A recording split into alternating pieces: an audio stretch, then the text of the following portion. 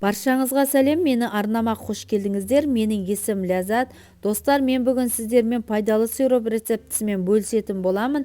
Видеоны соңына дейін қараңыздар. Кейде дәрінің өзі жөтел кезінде төтеп бере алмайды. Ал егер сіз осы сиропты дайындап ішетін болсаңыз, жөтелден бір-ақ күнде айығасыз.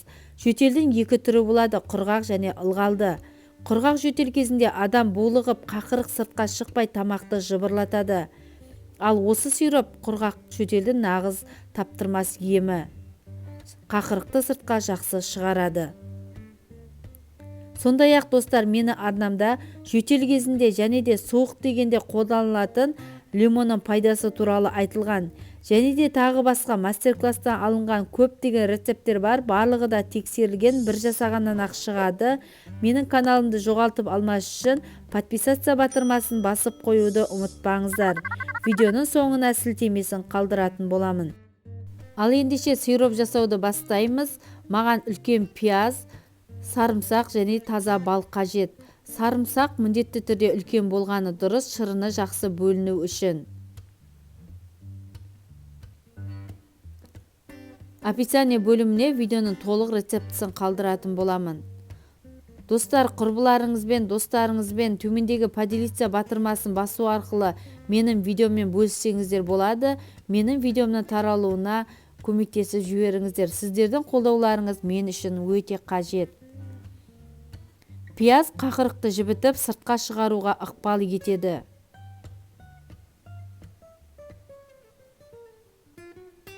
Достар, комментарий жазу арқылы сіздерде өздеріңіздің рецептеріңізден бөлісіңіздер. Мен де сіздердің рецептеріңізбен жасап көретін боламын. Сарымсақты үккіштен өткізіп алдым. Пышақтың көмегімен майдалап турасаңыздар да болады. Сарымсақ микроб пен бактериялардың күшін жояды. Үй жағдайында сарымсақ пен пияздың пайдасы өте зор, денсаулыққа өте пайдалы. Әркез дастарханда тұрғаны өте дұрыс. Бізде бал табиғи таза болғаны дұрыс. Сарымсақты да ыдысымызға салып, бір араластырып жібереміз.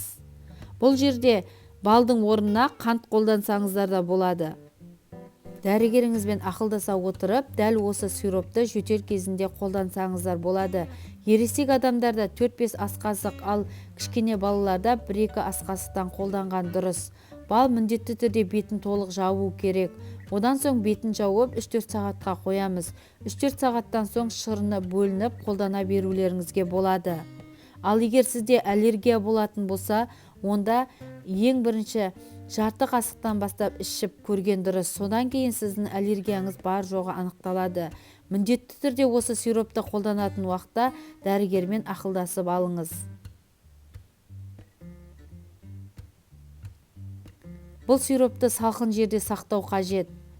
Егерде дәл осылайша шырынан бөлек бөліп алатын болсаңыздар, 2-3 күнде тоңазытқышта сақтауға болады. Ал егер шырынан бөліп алмайтын болсаңыздар, 1 күн ғана қолданасыздар.